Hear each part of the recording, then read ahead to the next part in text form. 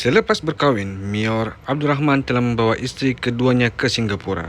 Mereka menyewa sebuah bilik di Bushy Park. 2 bulan kemudian mereka disertai pula oleh isteri pertama Mior Abdurrahman bersama anak sulung mereka, Fadilah. Tidak lama kemudian, mereka sekeluarga berpindah ke Raden Mas dan menyewa sebuah rumah di situ. Lebih kurang sebulan di Raden Mas, Perang Dunia Kedua pun meletus di Singapura. Pada 15 Februari 1942, Singapura telah jatuh ke tangan tentera Jepun. Mior Abdurrahman telah mendapat arahan daripada Letkol Poppy supaya menyelamatkan diri dari Pulau Singapura. "You better escape from Singapore, say Fort Canning fall to the Japs," kata Letkol Pepe. Mior Abdurrahman meninggalkan Singapura hanya setelah diarahkan berbuat demikian oleh pegawai atasannya. Kerana keberaniannya itulah beliau dianugerahkan pingat King George V4 daripada kerajaan British pada tahun 1947. Dalam suasana huru-hara, Mior Abdurrahman sekeluarga telah berpindah dari Raden Mas ke Batu 5,5 Pasir Panjang. Di situ terdapat sebuah jeti yang digunakan oleh nelayan untuk memunggah hasil tangkapan mereka ke darat. Mior Abdurrahman berjaya mendapatkan sebuah perahu yang ditinggalkan di jeti tersebut. Walaupun tidak pandai berperahu, Mior Abdurrahman atas daya usahanya sendiri telah mengemudi perahu tersebut. Beliau sekeluarga terpaksa mengharungi lautan luas di perairan Singapura yang bergelombang besar dan berapi-api kerana terbakar akibat tumpahan minyak. Dalam suasana yang sangat mencemaskan itu, mereka terpaksa pula berhadapan dengan ancaman bom yang gugur daripada kapal terbang Jepun. Selepas sehari berkayu, akhirnya beliau dan keluarga beliau mendarat di sebuah pulau yang kelihatannya agak selamat daripada hujan peluru musuh. Di Pulau Sudong, Mior Abdurrahman telah disambut oleh seorang penduduk pulau yang bernama Naning. Naning telah memaklumkan syarat untuk orang luar yang ingin menumpang di pulau tersebut, iaitu bertarung dengan seorang jago Pulau Sudong yang bernama Wak Kusang. Wak Kusang berkulit gelap, bertubuh pendek tetapi tegap. Beliau mempunyai lengan sebesar paha orang dewasa. Penduduk Pulau Sudong mula keluar beramai-ramai untuk menyaksikan pertarungan tersebut. Mereka telah memukul gendang sambil bersorak-sorai seolah-olah menyaksikan suatu pesta pula. Dalam keadaan diri yang sangat keletihan setelah sehari suntuk mengharungi lautan, Mior Abdurrahman terpaksa pula berlawan dengan pendekar Pulau Sudong bagi memenuhi tuntutan syarat jika ingin menumpang di pulau tersebut. Sebelum pertarungan bermula, beliau terlebih dahulu meminta pandangan ahli keluarga beliau. Nampaknya beliau sudah tidak ada pilihan lain, melainkan terpaksa menghadapi Wak Kusang. Pertarungan antara Wak Kusang dengan Mior Abdurrahman berlangsung di kawasan tanah perkuburan kerana penduduk pulau membina rumah bertiang tinggi di tepi pantai, manakala bahagian tengah pulau dihaskan sebagai tanah perkuburan.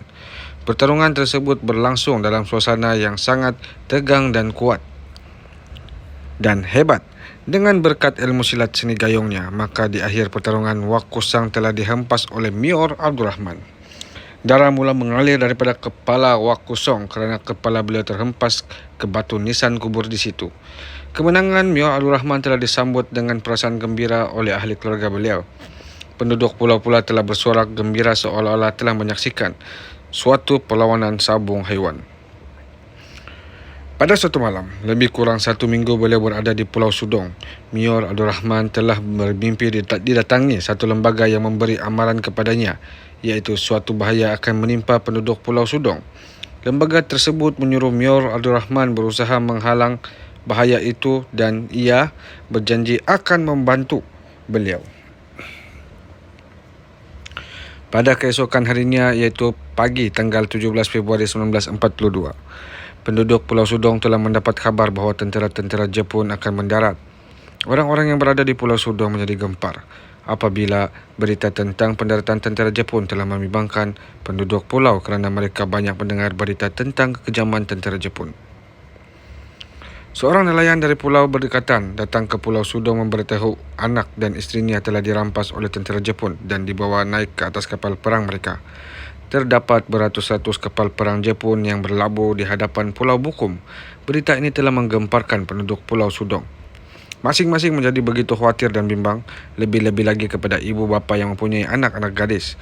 Penghulu dan penduduk kampung pulau telah berkumpul dan mula membincangkan soal keselamatan anak-anak gadis mereka yang berada dalam keadaan bahaya.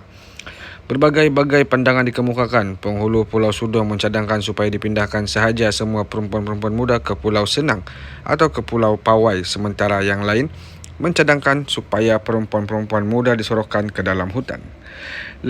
Yang lebih berani pula menyuruh supaya menentang sahaja orang-orang Jepun yang ingin merosakkan anak-anak gadis pulau itu, serta bermacam-macam lagi cadangan. Setelah keadaan menjadi semakin buntu, Mior Abdul Rahman pun memberikan pandangan beliau.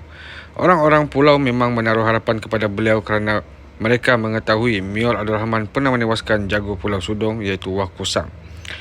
Kata Mior, "Saya ada satu ilmu yang guru saya bagi.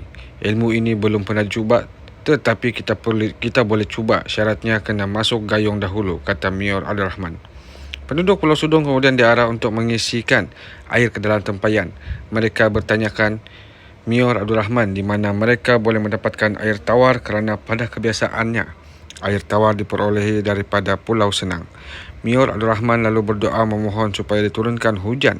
Dengan izin Allah, tidak berapa lama kemudian langit bermendung dan hujan mula turun. Orang-orang kampung lalu mengisikan tempayan dengan air hujan. Setelah air tempayan itu dibacakan doa dan ayat-ayat Al-Quran, Mior Abdul Rahman pun menjuruskan atau memperlimaukan 7 orang pemuda yang sanggup menentang kemasukan tentera Jepun.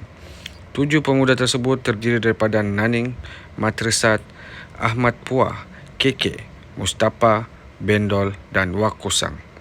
Itulah detik permulaan Mior Abdul Rahman memperkenalkan ilmu silat seni gayung serta adat istiadatnya kepada orang ramai yang berlaku pada kira-kira jam 11 pagi 17 Februari 1942 di rumah penghulu Pulau Sudong.